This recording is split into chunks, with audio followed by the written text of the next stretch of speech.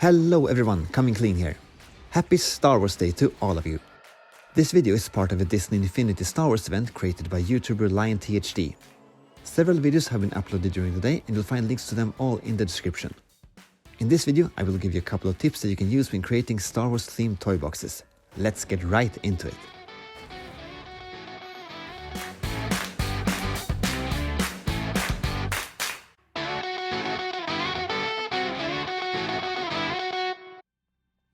For May the 4th, I have decided to give you exactly 4 tips and I have tried to make them as versatile as possible. We are starting right away with the first one, which is how you can create a moving, climbable sandcrawler.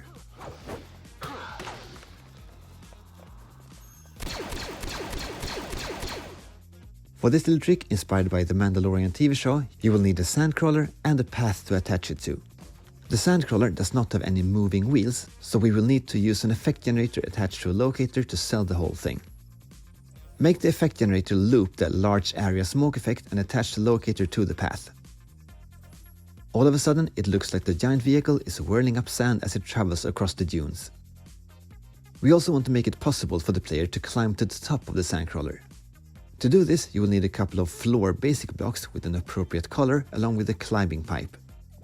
If you attach all items to the path and adjust their offset, you will before you know it be able to climb all the way to the sandcrawler's roof.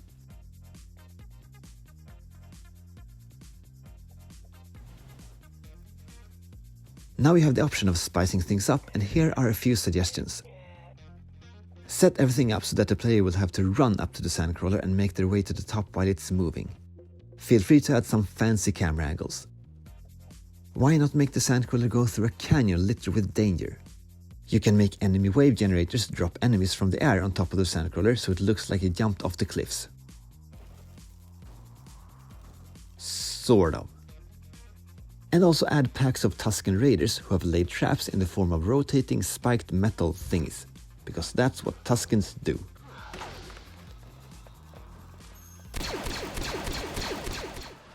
The next tip I have for you can be used in a Star Wars space setting of your choice and is called the Formation Flying Challenge.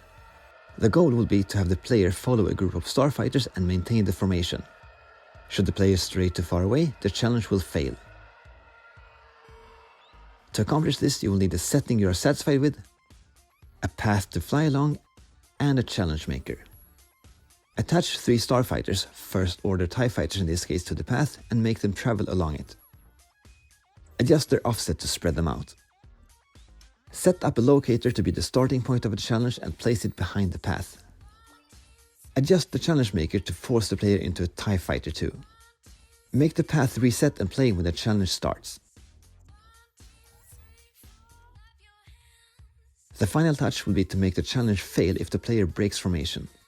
Connect a dynamic trigger to a locator, set the distance to around 40 and attach the locator to the path.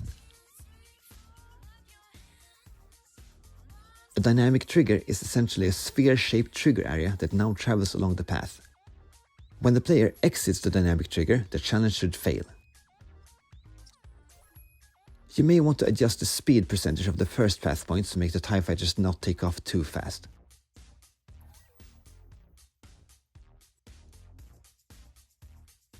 Make the challenge start with the logic of your choice and you are ready to try your flying skills.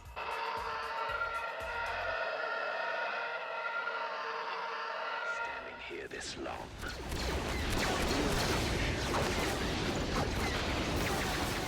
The third tip I have for you is just a quick example of how you can create a simple action level. This one is also inspired by The Mandalorian, because The Mandalorians is a thing now. More specifically, the Origins flashback scene we saw a couple of times in the show. We are going to fight alongside other Mandalorian Death Watch warriors, liberate the city from super battle droids, and finally rescue little Din Djarin. Create a setting and decorate it with effects and maybe some black impact craters. Create a couple of enemy wave generators and make them spawn Mandalorians and super battle droids at various locators in the setting you have created. Make sure the different enemies belong to different teams and that the player is connected to the team of the Mandalorians. Also, make sure to box everything in with scalable barrier blocks so that the enemies don't run off. When I let my then 6-year-old nephew play Disney Infinity and use Boba Fett, this usually happened.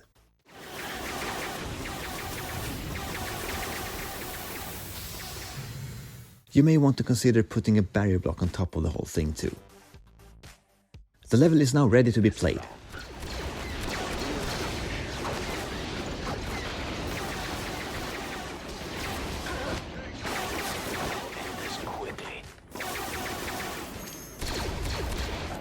To add the whole rescue part, I'm using a neat trick I learned from YouTuber 72 Pringle. If you place a kiln sidekick wall door at the right spot, it can look like it's part of this Hoth transport ship that I have attached to this path. Once the player has picked up little Din Djarin, you can make the ship take off once he's thrown into the door.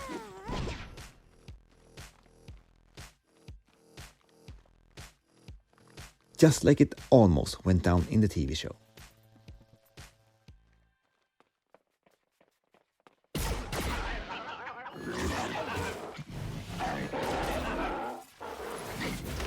The last tip for today is the side-scrolling Star Wars level. If you're an older gamer, you may remember the classic Super Star Wars games. You can easily make spiritual successors to those games in Disney Infinity. The only trick really is a camera that travels along a path. The camera is set to have all players as its target, the viewport is set to local players' shared viewport, and in the additional settings you need to make it follow the player's movements. This type of level usually includes much less effort in creating the actual setting, since only one camera angle is used and you can hide all types of stuff behind the camera's path. You can create all sorts of Star Wars themed levels this way using various techniques for spicing up the gameplay. Blocks traveling along paths for platforming sections, vehicles attached to kill switches and dynamic triggers to create moving hazards, and even an epic showdown between the Separatists and the Republic that ends with a spaceship attack run coming in from the background. I made a more thorough guide on this topic back in the day, where I also emphasized how great this type of level is if you want to play with a friend, since you both use the same screen and don't have to use split screen. Feel free to check that video out by clicking on this card. That is all I had for you today. In my early YouTubing days, I created several Disney Infinity guides that you may enjoy if you like this video. I've gathered them all on a playlist you'll find in the description. On my channel you will also find more content about Toys to Life games and other similar franchises. Finally, thanks a lot to YouTuber LionTHD for creating this event. That is however it for this video. Thank you very much for watching. My name is Coming Clean and may the Force be with you.